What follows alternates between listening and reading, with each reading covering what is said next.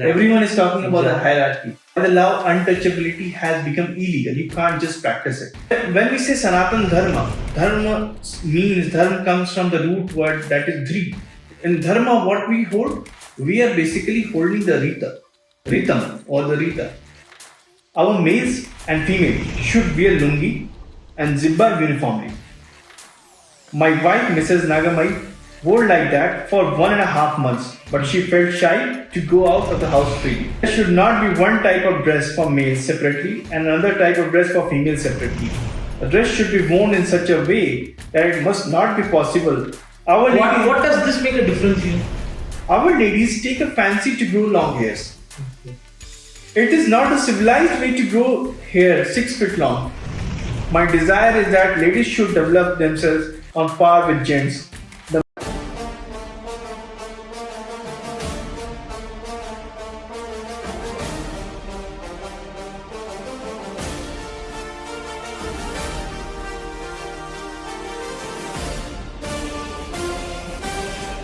Namaste and very warm welcome to the National Madrasi. This is Intellectual Exchange with me, Sri Dharmaraghavan. In today's episode of the Intellectual Exchange, we are joined by a very special guest. He's a writer, he's an author, and he's an architect, by the way. So, Aabhas Mahaldiyar ji is joined with us. Thank you, sir, so much, sir. It's a very long time we have been discussing about this podcast as well. Time has come to do this podcast finally. Sir, a lot of things are there to discuss with you. So I'll start with this Sanatana Dharma thing, which is which is a fiery debate going in Tamil Nadu, not only in Tamil Nadu as well. I would say in the entire region of India as such. So, what is the Sanatana Dharma? And DMK has said that we will eradicate as Sanatana Dharma as we did for the HIV. Even they have compared it to AIDS as such.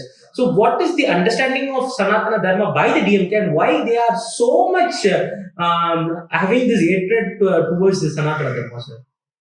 So, foremost, we certainly need to understand that what exactly we mean by Sanatana Dharma, because we observed that everyone started to come up with their own interpretations in a way that somehow it was more in the line of defense. That when we say the Sanatana Dharma or eradication of Sanatana Dharma, it is more about to do with the hierarchical issues. It's more to do with the eradication of the class and the caste system.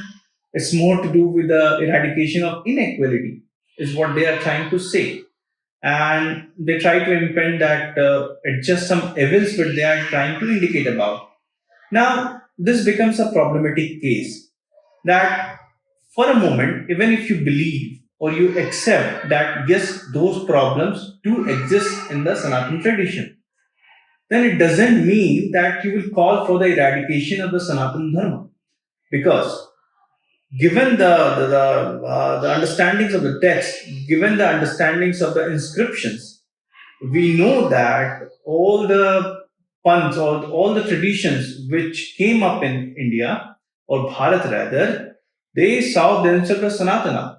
Buddha called his dharma or the path or the principle as Sanatana. Jains believe that the dharma, what they walk on, is the Sanatana. Then, of course, the Hindus or the Vedikas believe that their tradition is the Sanatana. So, when you say that you are trying to attack Sanatana or you want eradication of Sanatana, do you mean that you will eradicate Buddhism? You will eradicate Jainism, you will eradicate the Vedic Hinduism. Now, as far as the issues of the caste is concerned, or the jati pratha, etc. is concerned, then if you go back to any tradition of that period, interestingly, there was form of the caste system even in Africa. And as recent as till the early 20th century, it was practiced. And then they made it illegal, even though the complete conversion had happened in those parts of Africa. Those caste systems existed. Now, if you look for the Buddhist doctrine, you will find that Buddhism also practices caste to a great extent. So, what we can certainly come to a conclusion is that all the societal system which existed back then, whether you talk about Egypt, you're talking about Africa, you're talking about Europe, you're talking about England, even if you talk about the Roman idea or the Greek idea of Plato, you see the division in terms of the classes. Exactly. Everyone is talking about the hierarchy. It was a social order. It was inevitable. Now, do we practice is to demean the people anymore? Now, by the law, untouchability has become illegal. You can't just practice it. When the law is there, a dictate is there, you just can't do it. Then what exactly you are trying to target at? Now, when we say Sanatan Dharma, Dharma comes from the root word that is Dhri. Dhri means to hold. And even Dharti also comes from the root word Dhri. So Dharti is holding something. And in Dharma, what we hold? We are basically holding the rhythm or the rita. So what is rhythm? Like you say that water is flowing. That's the rhythm. Water will always keep on flowing. Like sun will always come in the morning and it will set in the evening. It's not doing that, but that's how the virtue, or that's how the things work. Now the ice has a tendency to be frozen. Likewise, so basically, whatever is the cosmic order, you do certain behavior to make it happen. Those behaviors are known to be dharma. And that is why even diversity exists in dharma. So, what is very interesting, while religions always are very monochromatic, like that's why you have got one book, one prophet, one system. When it comes to dharma, it will always be diverse because you have to follow the rhythm. And when you follow the rhythm, say now you are in northeast of part of India, then you will have to wear clothes which is based on the northeastern belt. Accordingly, the tradition of the people also there will be based on the geography, geology, and they accept it. Now, the moment you go to the Kashmir, the clothing will change. Not only your clothing will change, your fooding habit will change. You come to the coastal area, your fooding habit, the clothing, everything will change. So, Sanatan Dharma is I call this as a unity in diversity. It is not that khichdi of mixing all the religions together, but my unity in diversity means we are unified by the notion of respecting the rhythm. We all will respect the rhythm and we are unified by that notion, but the diversity exists because when you are unified, like when you have decided to respect Mother Nature, you will respect the diversity because if you will not respect diversity, you will not go in sync with the nature. So Sanatana Dharma itself is so by the virtue of the definitions, somehow the idea of these guys don't fit. And I was really baffled when Udayanidhi Stalin make the statement because see there lies a problem because he's a self-professed Christian. He calls himself. So because he calls himself, so I will take the liberty to call him a Christian as he addresses himself as. And what is ironical is in fact, the name Stalin, the Joseph Stalin was the person who persecuted the Christian the maximum. He killed millions of the Christians. The churches were converted into the museums and they became the public spaces. And when they become public, so we have the images available. One can go and see those images from the archive that how the demolition of churches was happening. Millions of the Christians were killed, lakhs of priests were killed, and a lot of persecution happened. Now, interestingly, the Stalin name came on the fourth day when Joseph Stalin died, and the chief minister of the Tamil Nadu was born, and that's when Karunanidhi decides to give him the name, and that's fine because you can have your ideas, you can have your ideologies, but it became cynical and problematic when Udayanidhi Stalin went on to mock Sanatana Dharma and talked about the eradication of it because it's become a cynical situation because you call yourself a proud Christian and you have got a name Stalin, which a Jew will not like to have a name Hitler, right? So I'm just trying to build a case on that line. And now what becomes very interesting is that if we start looking into the religions and if one reads the theology, the root of racism does come from the Christianity. It is there, and that was the reason why they thought that they have the right to rule the black, because the concept was that the black doesn't have the soul, and the white does have the soul, and it all comes from, it's all written. I have tried to establish it through a lot of writings to extracting the sources, and there are a lot of good papers written around it, that how the source of racism comes from there. So if you want to talk about inequality, then you have to go in there, because if I pick the source of, say, the Greeks visited India, and we had a lot of exchanges. And Megasthenes is right that Megasthenes and Aryan and all these people, they were surprised to see that Indians don't practice slavery. So I'm not denying that there was no slavery, but in the eyes of the Greeks, for sure, there was no slavery, because they just couldn't find any traces of slavery, and they had enormous slavery happening in their land. So they were baffled. So the foreign accounts is somehow not supporting the idea that the Sanatan tradition were that oppressive as it has been pictured as. So if you want to attack, you have to attack each and everyone, or else, it just can't be there. And if you want me to go to the root of Yes, I'm just coming to this. Yeah. So this is 2023.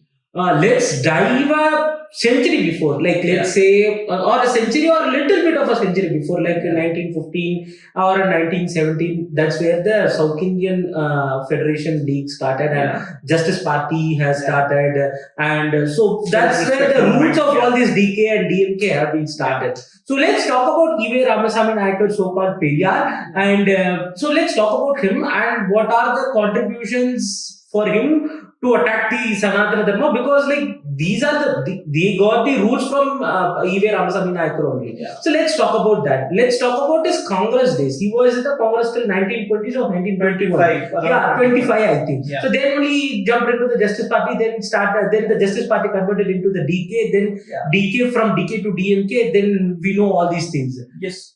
So what becomes very interesting, that though you want me to go a century back, I'll dive a little back. And again, I will pick from there the issue of the disease, like how we started. And there's one very important name which people must not forget. That name is Bishop Robert Caldwell. Okay. Yeah. So he's the man who came here and wrote a very interesting book on the grammar of the South Indian languages.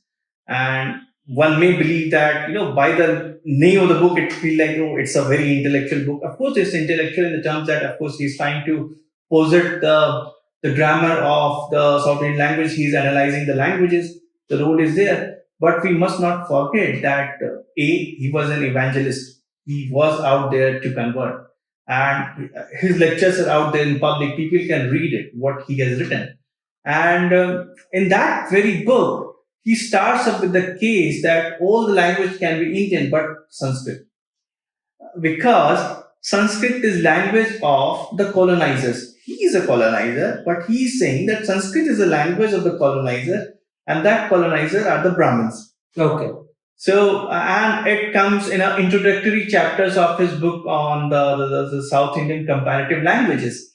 And he goes on to, that book necessarily establishes that while talking about language, that the Sanskrit and hence Hindi, because Hindi was very much close to Sanskrit. So Hindi obviously got a very natural attack. Like many people believe that it's more because of the regional bias or something, but it has more to do with these missionary ideas which were perpetrated in the initial days. Because of the Devanagari script, it was close to it. And so there is an outright attack on Sanskrit, there is outright attack on the North Indians, because the Indians of the North have been seen as the Aryans, and they were the colonizers, and the Brahmins who further branched into the various varnas, and that's how the thing started.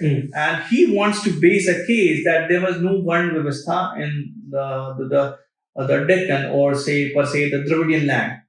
And today somehow all other states are alien to the Dravidian politics, and only it could get concentrated in Tamil Nadu. And if we pick the oldest of the literature of Tamil Nadu, right? And in the Sangam literature, I find very interesting that it doesn't talks about the four varnas, but it talks about seven varnas, or like seven distinctions. And when interestingly the Greeks had come, they had observed in North India there's seven classes of people. And in Sangam literature also around that period, we find that there are seven classes of people. Now, all this literature, that is Sangam, in the prologue talks about the praises to the Vedas. It is the oldest literature which talks about the Tamil identity. It literally says the Tamil identity. Exactly. We the Tamil people, and we shower the praises to the four Vedas. It talks about the four Vedas. It talks about one Sanskrit school of the 11th Sanskrit school which Panini talks about. So it establishes that there was a very the initial Tamilians saw a very essential connectivity with the Vedic values. They were so you if you try to delve into the identity of the Tamil identity, you just can't delve into it, because if you strip off the Sangam literature, then you have serious problems. And if you pick the Sangam literature, you have the praise for the Vedas, you have the praise for the Brahmins, you have the praise for the Kshatriyas, you have the praise for, like, interestingly, the oldest reference to Onams comes not from any literature from Kerala, but the Sangam literature again. And it talks about how it is celebrated. It talks about Madurai. Again, it's coming from the place where it is not celebrated today, but all the praises to the Lord Vishnu, and the Brahmins and the Vedas are being sung. It literally explains the procedure that how the Onam is to be celebrated. The Tamil literature talks about it.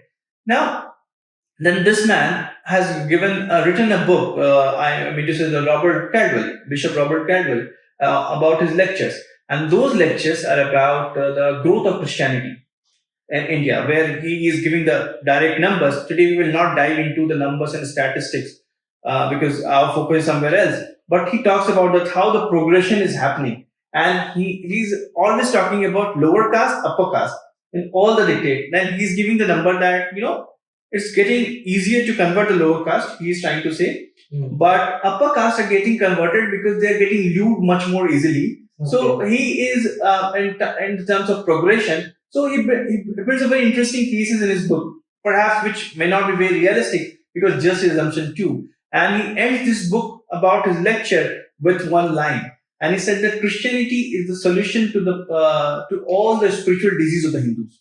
Okay. That's where he ends it. So why I brought it in here, because then you can relate it to that why all the issues of the disease related things are coming from. It goes back to 1850s when he wrote this book. So in fact, 70 years before the E.V. Ramasamy was in the force. And what an irony! He comes from a place called Erode, where the great Ramanujan hails from, and he saw his name itself will say his name itself is having Rama. Yeah, and so it becomes very interesting, and because so all the inspiration for what this man would do was already set in the missionary works, which was already prevalent in Tamil Nadu, and we see a lot of missionaries who were Lutheran missionaries. Then he came from England, Robert Caldwell. So there were many other missionaries which he's talking about. He's emphasizing that how the missionaries are failing to do their job, but they have to do because this is what you need to do for the Lord. And he's very clear and vocal about it. Books are there for people to read. They can read. And it's not just any WhatsApp cooked up stories. So, but this man is basically born in a period when India is going through a lot of churn, because we have already seen that 1857 is failed, and we are in a phase where a lot of people are very demotivated. There's a lot of era of demotivation is there, and somehow the regional politics is picking up everywhere in instances. And in Bengal, if we see, then Young Bengal movement had already picked up, and eventually, why I'm talking about Young Bengal movement, because Young Bengal movement becomes very interesting. This, like how in Tamil Nadu, people were seeing to get anglicized in the notion to be progressive. Got it. And in Young Bengal movement, which was run by a guy called Derozio in Bengal, it was also about that, where the two things had come up. Again, I'm not trying to demean anything or something, but a notion had come that if you are whining and dining with the English, you are the big people. So it was in the Presidency College, Calcutta. And you have to drink wine and you have to eat beef.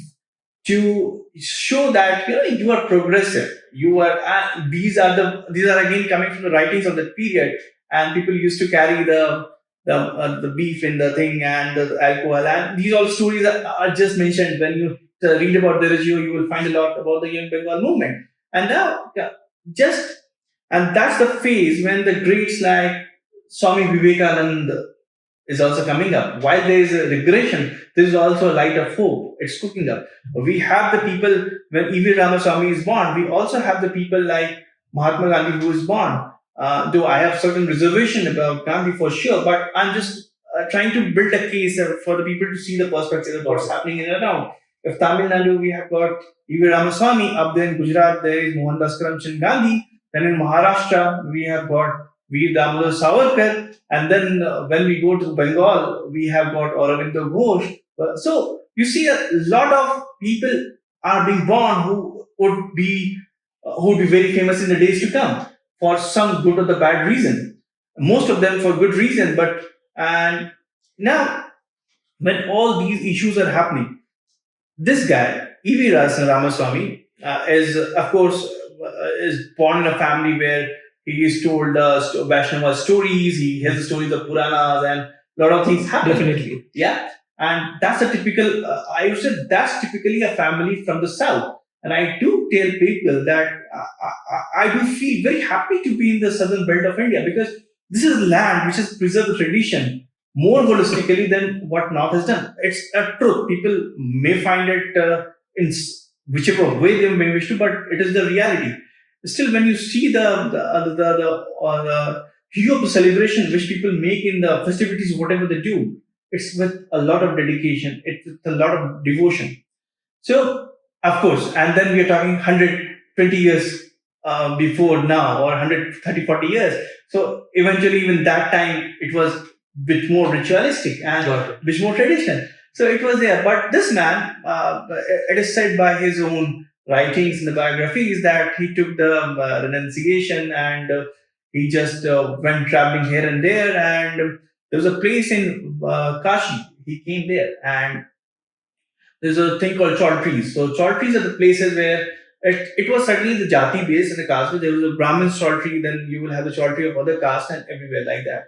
And there also has been a tradition that Brahmins, you serve the food to the Brahmin, and there's a whole thing. And there was a community eateries, or what you can call the chaultries, more like that. So, and he comes from a very wealthy family. For the people, they must understand that he is coming from a wealthy family. He's not coming from any poor family. He's a Naicker, right? Yeah, they are the landowners at that time. Yeah. So he has a lot of money, and if he says that he is looking for the free food somewhere, then that's where you see the problem.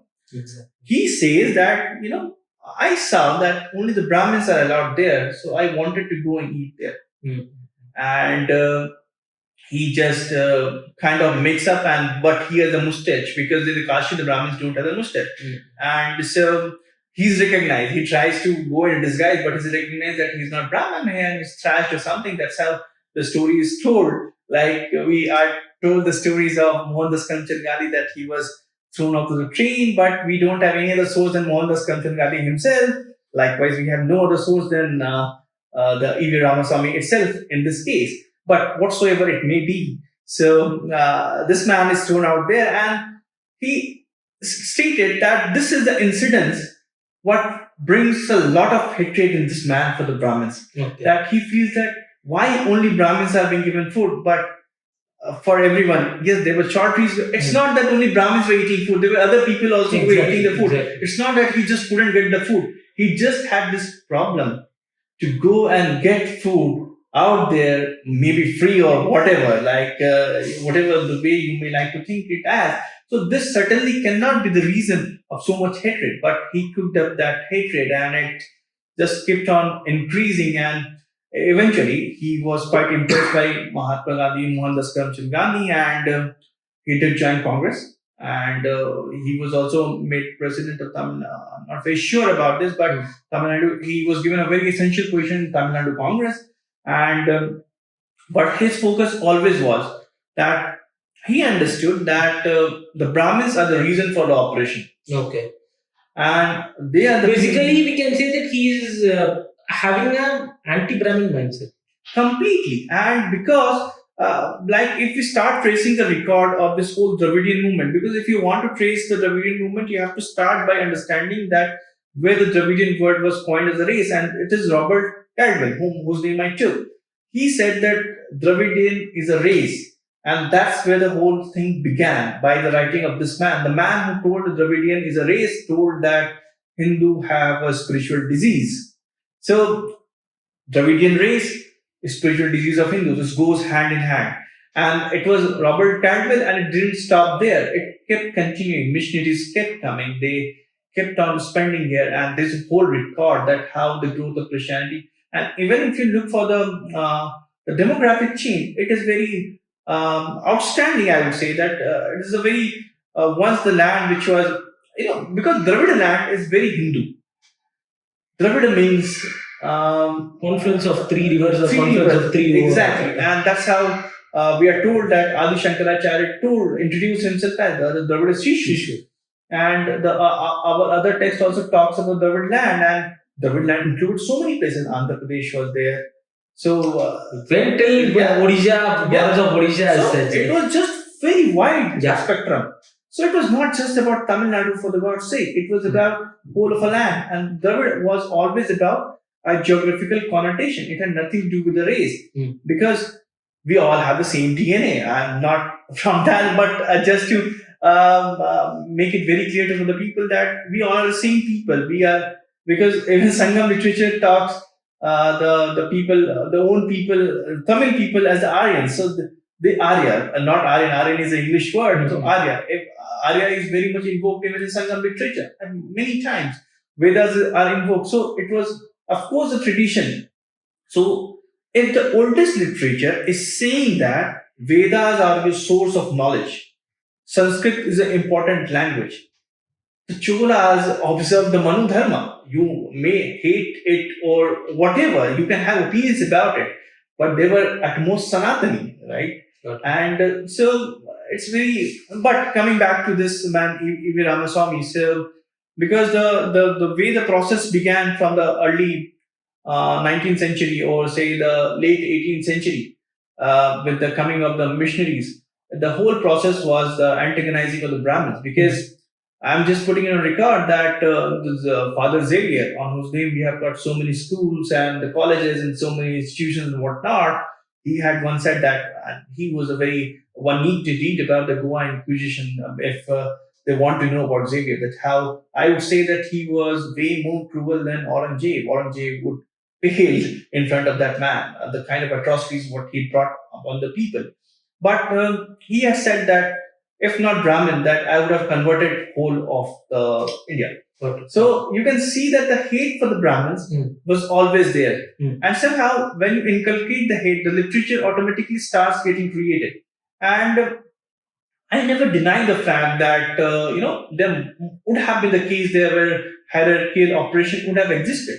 You can't deny it, because you can't just go and rub over the lived experience of the people. If they're saying something, there must have been something there. And if we are trying to gloss over it and say that nothing happened, then perhaps we would be on the wrong side too. But it doesn't mean that we antagonize the community completely. Because, interestingly, again going back to the 19th century, there's a man called Dharampal. He was a Gandhian. And he did this study of Beautiful Tree is the book called, and it was actually Mohandas Karamchand Gandhi was asked by a British that, what's wrong and the things as such. Then he said that you have cut the beautiful tree. And the beautiful tree was the whole education system of India. And then being a Gandhian, he was given the task to, because he was set to produce the evidences and etc. etc.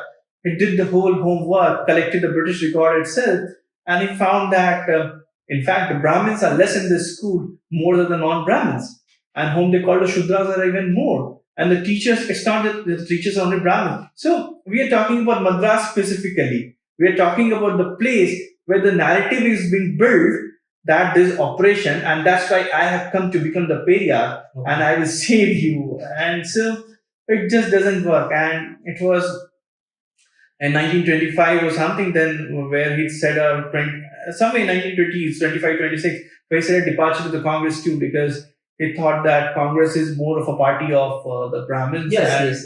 And this is why the reason he left Congress also, I think. And he lost the election to a Brahmin in 1920s or early 19s. Somewhere like that. And he lost it. And it became very interesting because, see, he always had this case to.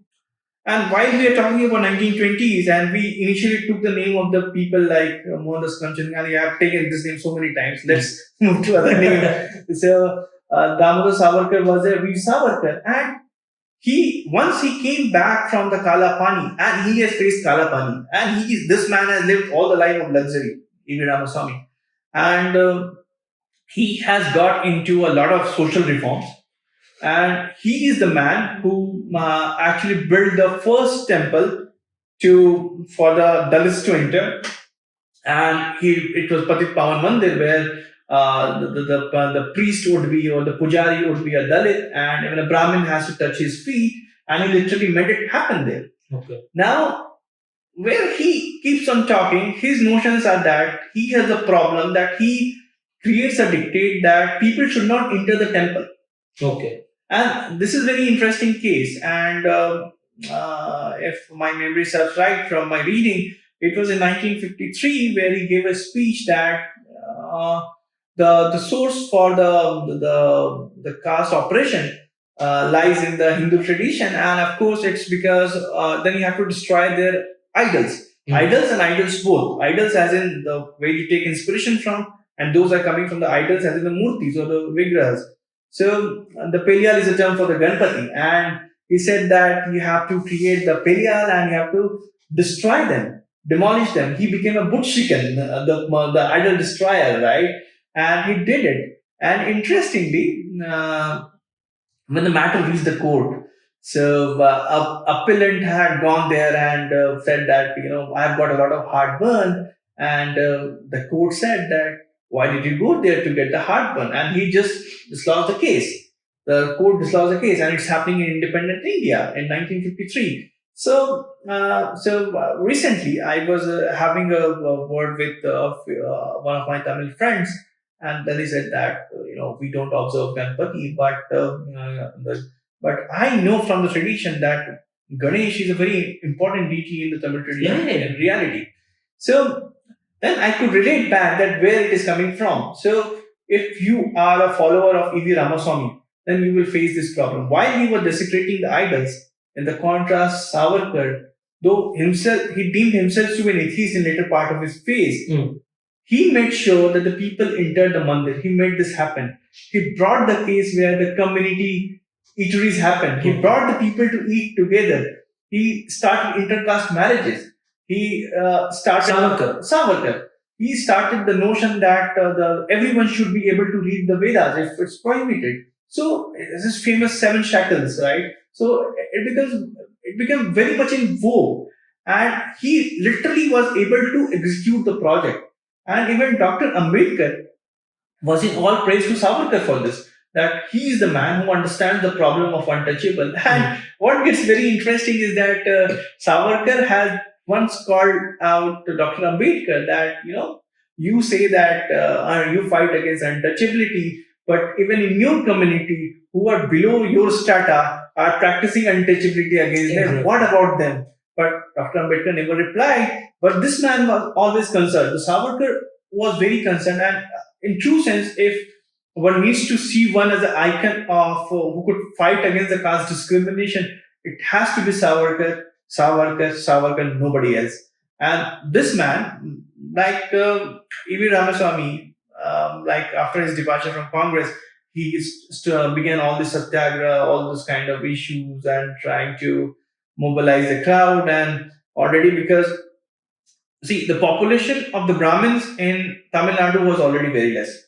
And when you are already minority, it's very easy to create a flame or a raise against that community. It's quite easy. It's simple. And so already the literatures were available. Already the case was established that you are being oppressed. And it was more of a movement not for the Dalits. It was a movement of non-Brahmins. And non-Brahmins doesn't mean that everyone is Dalit. Exactly. So, and it was more about the landlords. It was more about the people who were actually the wealthy people, and like the people like E.V. Ramaswamy. And that's the reason why there are the cases when there was a very interesting case where uh, a few Dalit had not been paid the wages or something, and there was some deaths and something, and he just couldn't show empathy on it. Exactly. That happened in early of 70s, I think. So 69, 70s. 16 in the Kid Renmani period. You are saying about the Kid Renmani. Yeah. And he didn't comment about that also. He didn't, and that is quite baffling because you are being portrayed as a emancipator of Dalits and whatnot. And there is a say that the incident took place in a place where his caste is having a higher rates of people over there in that place. Yeah, and that's why it becomes very interesting. And there's some. Today DMK would be not talking about it, but their own magazine had once published a very interesting piece where a cartoon was there and E.V. Ramaswamy was quoted that the prices of textiles are increasing because the SC women have started wearing the blouses. What kind of nasty misogynistic comment it is, and it is coming from the DMK magazine, from the horse's mouth.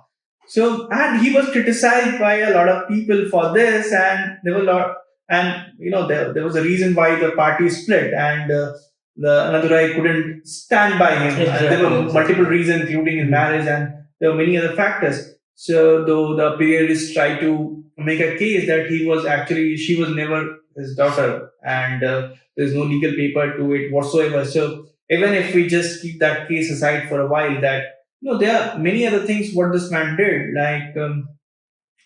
He was very non-democratic, and he was very clear that if you want to remove untouchability, then you have to burn the constitution, you have to burn the effigies of the Nehru, you have to burn the effigy of Gandhi, and if it doesn't work, then you have to start killing the Brahmins. And these all things are on record. There are the cases where he has said that the temples and the mandirs are the place of prostitution. And he goes on the record to say it, and he has said a lot of nasty things which we can't even express on the podcast. They are so unparliamentary in nature. If you see a Brahmin and a snake, hit the Brahmin. Yeah, and those are still a bit civil. When it comes to somehow I have seen that his comments were very misogynistic in nature. For your audience, I will read out through his own works where how he has said about the marriage is a marriage institution, what he talks about the pregnancy, what he talks about. It's a very interesting point that where he says that if you want to save the milk, then milk needs to be saved, and for that you need to stop drinking coffee. And I mean, how can you say that you have to stop drinking coffee, and you are such a serious leader, and you're talking about who needs to drink coffee and who needs to drink tea and whatnot. So, somehow, and what gets very interesting is that the moment I get onto his work, I end up laughing more and more because it's very illogical.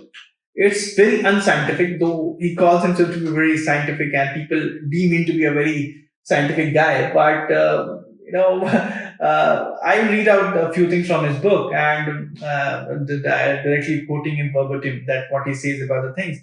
And what's very interesting that there was a phase where he, in fact, also called the Tamil to be the language of barbarians. Okay. Yeah, of course. It's and because his mother tongue is not Tamil. Yeah, and he said that I have been supporting Tamil only because it comes as a antagonism to the Sanskrit. Yeah, and Hindi as well. So he's supporting Tamil not for Tamil pride, but something for us. I will stand for you because you are. And he goes on to say that only a language which can replace the Tamil is English. And what is there in Tamil that's not in English? And something like that is also what he says, that you can find everything in English. What's there in Tamil? Then why do you need Tamil? Okay. So, what for the Tamil pride is about, and why those people who take the pride in Tamil culture, which they should, because I see it as one of the most sophisticated culture tradition. Once you start looking at the literature, the kind of poetry which flows through the Sangam, and the amount of the work in terms of the philosophical exploration, it's very deep. A lot of work has happened. There's a lot of extensive work in Shaivism. There's a lot of things which have been studied there. It's a very complex society. So it cannot be reduced down to the ideas of E.V. Ramasamy. So yeah, and I'll just read out a few things from his book. In his book, Collected Works, so there's a part where he gives a whole solution. So that chapter is called March Towards Peace, Prosperity and Progress. And I saw a lot of hope when I began to read that after all these kind of thing, whatever has come up, maybe that I will get some light that because the way the chapter is named. But there are some specific chapters in this. Like one very, within the chapter, he's a point called Same Dress for Males and Females. And this caught my attention because it didn't look any different than any religion-based dictate.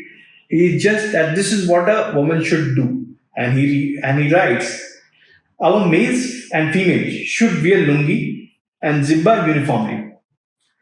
My wife, Mrs. Nagamai, wore like that for 1.5 months, but she felt shy to go out of the house freely. There should not be one type of dress for males separately and another type of dress for females separately. A dress should be worn in such a way that it must not be possible to distinguish between sex easily. Oh, kind of wokeism. Then he says, parents should not call their daughters a girl. Okay. Yeah. They must be addressed as boys. Okay. So, today US is doing it, but E.V. Ramasamy was visionary at the time. And then he says, even in christening names, the girls should be called by the names of the males. Okay. What does this make a difference here? Doesn't. So the whole point, and then you just hear it out. It goes further interesting. He says, our ladies take a fancy to grow long hairs. Okay. It is not a civilized way to grow hair 6 feet long. I don't know who has 6 feet hair, but anyways, whatever. Then he says it is unnecessary. Moreover, it is a burden. It is an inconvenient and wasteful act. Ladies should crop their hairs as gents. In appearance, dress, and behaviors, ladies and gents should maintain a uniform standard. The change is entirely indispensable. The change is essential for liberating our women from slavery. I regret very much to state that our ladies moving about with pomp and show itself, it is a clear indication of their low status in the society. When I say that a dress should be the same for ladies and gents, it goes without saying that spending money for lavishly artificial beauty and false prestige also should go. My desire is that ladies should develop themselves on par with gents. The main impediments to the progress of our women folk are the saris, ornaments, and other articles of the fashion luxury. Our ladies should realize this great drawback without withholding their progress. Please do not mistake me as though I am not against decency and cleanliness. Okay. They are quite essential, but they should not be attained by wasting a lot of money.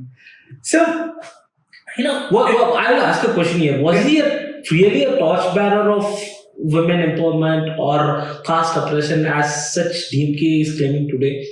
Not at all. And when you read this, and today we are reading it in while people know that we are quoting E.V. Ramasamy. But see that if I had to change a few words and just put it across and say that this comes from this and this Hindu text, and then people would have gone that this is all should be. How can you tell what a woman should do? And there are a lot of journalists who sing praises to E.V. Ramasamy as a woman emancipator and whatnot. So the moment you get into this idea that what a person should do, that's where the problem lies. It's a woman's choice that whether she wants to have a short hair or long hair. It's none of her business to tell her that what she needs to wear, right? It's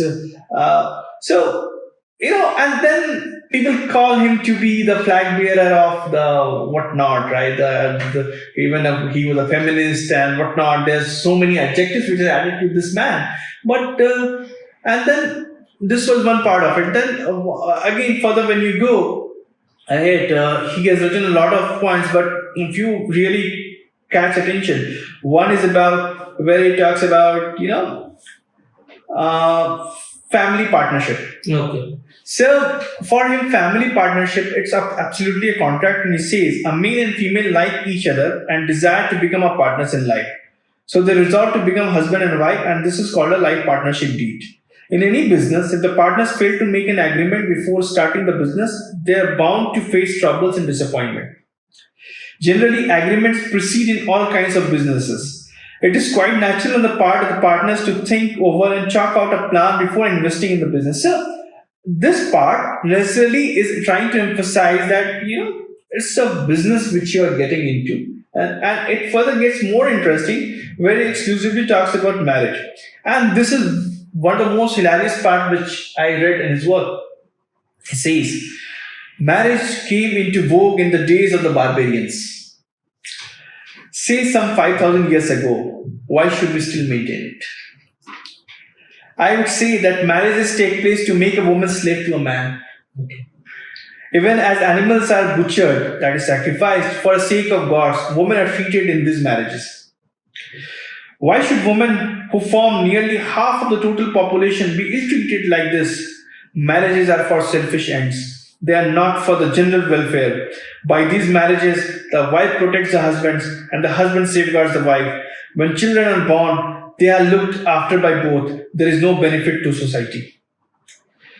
Our people do not worry even if the neighbor's house is burning. He may be given a bucket of water to safeguard his own house from fire. Our people should learn and understand the various scientific advancements going on in the world. Without this, what is the use of simply living separately and having a separate kitchen for a husband and a wife? They are devoid of any sense of public responsibility. Parents should. So he basically goes on to demonize the whole family structure Okay. completely. Then when he talks about children, pregnancy, This is basically a character association of a women, or he's modernizing the women's character. I would see that, the moment you get into this phase, that whether a woman wants to be a traditionalist or she doesn't want to be, it will be her call. Even it applies to the male even. That I desire to wear this attire today, it's my call. No one can tell me what I am supposed to do. So he was very much in the line of any other socialist dictators, if you ask me. And he was very much into the shoes of Stalin, and the real Stalin, the Joseph Stalin. And his ideas was very much on the line that how do you make the things work with certain assumptions, which is very idiotic in nature, like how he talks about coffee, that you just should not drink coffee because of the milk scarcity. So you should wear the same dress as the parents should not call the daughter as a girl. They should call them a boy. What he's trying to say, for God's sake. Then he goes so, and for the pregnancy, he says that pregnancy is almost like ends the life of a woman. And you should not get pregnant. And so his ideas are just too bizarre. And you read Karl Marx, you will see there's some sense. You read Stalin, you will see that there is aggression. You read E.V. Ramasamy, you see that he just want to be someone, but he has no substance. So I would certainly place Karl Marx way above in the pedestal, because he had certain vision, he had certain idea, he had a theory in place. But he had all the childish kind of ideas, like in the childhood days, you will see that today I will need to save the pages from the copy because my notebook, because tomorrow the shop is gonna be closed, so I need to write write small, so that way you will save coffee, that way you will save the resources. So his ideas are a bit too bizarre, and it just doesn't fit in place anywhere. Like I want people from the Lutyens media. I want the people from the other sector of the country, that is non-Tamil places, to read more about E.V. Ramasamy, read his works directly, right? And you are hailing him from Tamil Pride, he's calling Tamil the language of barbarian. And he's openly destroying the idols of Ganesh and so on and on. So there's a lot in the works of Periyar, or E.V. Ramasamy. I should not call him Periyar. So, which will tell exactly why we should not follow him. There's a complete reason to reject him, and that's the reason why Nehru, in fact, wrote to Kamaraz that this man, his ideas are a bit too pervert. I'm just paraphrasing, and he needs to live in a mental asylum. He doesn't deserve a public life. So even such a libertarian man like Pandit Nehru goes on to say that he is senile and he needs to be in a mental asylum. It speaks a volume about this man, that what he was. Got it. One last question before we wrap up this first part of our podcast. We'll speak about this separatist ideology separately in our partition part as well. Yeah. So, was he a stooge of the British? Because he was against the Hindu religion, he was against the Brahmins as well. But he was not speaking against the Christians or Muslims at that time. Was he a stooge of the British, or was he a stooge of all these invaders? I do feel that he was a confused man. Okay. In my he was not wise enough to be stooge of anyone. That's my very upfront assertion of this character. And he just couldn't gauge the situations at all. That's why you see in politics, people do change their stance. But his changes stances were very idiotic in nature. You just can't go and say to stand for a Tamil pride and say that Tamil is the language of barbarians. Even if you are the smartest politician like Mohandas Karamchand Gandhi, you will maintain your stand that ahimsa is the path, right? Say that if you are mature leader like Netaji Subhash Chandra Bose, you will know from day one that enemy is the enemy, and I need to play my politics around it. So that's how the collaboration is what Netaji made in many of the times. But you see no sense of direction in this man's ideas. And in fact, in 1940s, in the initial days when he met Jinnah, and he was all hell bent to have a separate Dravid Nadu, or the Dravid land, the land for the Dravid people, and he wanted the country to be separated. And in fact, I don't know how many people know that on August 15, he had instructed specifically that it has to be observed as a black day. Black day, yes. And that's why they wore black that day. And he wanted to burn the constitution of India. And like I said in the initial conversation, that he was open to start burning the effigies of Nehru, Gandhi, because his idea was that a country needs to be established which will be means away from the Brahmanical hegemony. This is the idea of what he stated. And his idealistic Dravidian state was about that. While Jinnah's state was more about creating new Medina, his idea was to create a state which should not have Brahmins at all. And to a great extent, very long period, even Dr. Ambedkar were delusioned by his idea and the notion, and these two people walked together for a very longer time, and it won't be very late that he would end up, he as in E.V. Ramasamy would end up calling Dr. Ambedkar as the stooge of the Brahmins, or perhaps he has been bribed by the Brahmins, and so he doesn't understand the cause of the Brahmins. And so, while I do have certain reservation for the stances of Dr. Ambedkar in terms of assessment of the issues, because, and there are many factors, because all the politicians are great, but I would certainly say that, again, as I said, that the Netaji was a mature politician. Mohandas Karamchand Gandhi definitely was. He was a great blackmailist. He used to blackmail people like anything.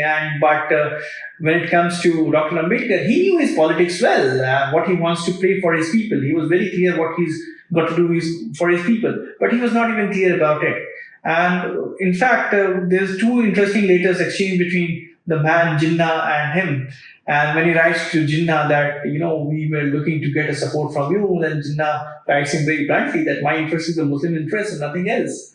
You please look at your own. So, he was even fooled by this man. So, I don't see that he could attain any success. And the only success what he could gain is momentum against the Brahmins to some extent. But by gaining a momentum against a certain community, don't get the success, because success lies in a societal build-up. And somehow the society didn't build up well. Rather, it started getting defragmented to a great extent. And we know that what happened in Tamil Nadu, there were serious issues of civil war kind of situations at a lot of period. There were a lot of period when the Brahmins were completely persecuted, and it did happen. And they would go into the house, and a lot of nasty things were said about the woman, and in fact, they had to go through a lot because of his Dravidian politics. But these can never be seen as the successes. Like, so his dream of Dravidistan or the Dravid Nadu or whatever, the separate Dravid land, got collapsed very easily because he just didn't knew what he wanted to do and he just failed. Got it, got it. Thank you so much, sir, for this wonderful podcast. We will meet in yet another good show and speak more about things. I think I should get more podcasts from you in future because there is a ocean of knowledge you have. And thank you so much, sir. Namaste.